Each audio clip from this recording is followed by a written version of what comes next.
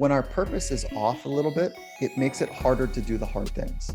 So when purpose is not clear, it becomes much more difficult to have conviction when it's hard. When it's hard, that's where we learn about our internal resources. I was fortunate enough to work on a project called Red Bull Stratos. It's where an adventure athlete and astronaut at this point, called Felix Baumgartner, an opportunity to go up 130,000 feet, be right at the edge of the stratosphere, and then be the first person to jump from that height. He had XX millions of dollars invested in the project. This was like exponential investment and some incredibly bright minds in the aerospace that were supporting him. The capsule was built, the technology was on point, the experience from the team was great. There was a lot of money on the line. About 4 years into the project, he had to wave his arms, and he's in the airport crying. And he says, guys, I can't go through with it. I'm scared.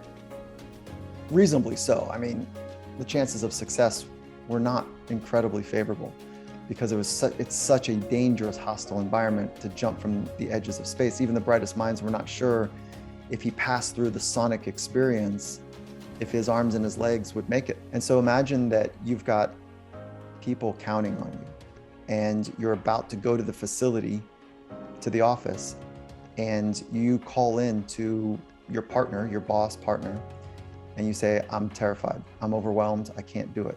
And I know people's lives are counting on it, and I'm overwhelmed.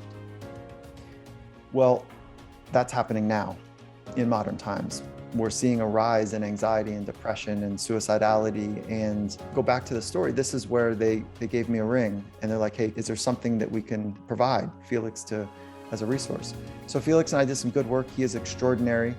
And part of that work was shifted back to his purpose. So what is the purpose of this for you?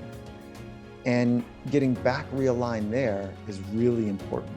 And so that was part of the work. And then the second part of the work, what are the necessary psychological skills so that you can live in alignment with that purpose?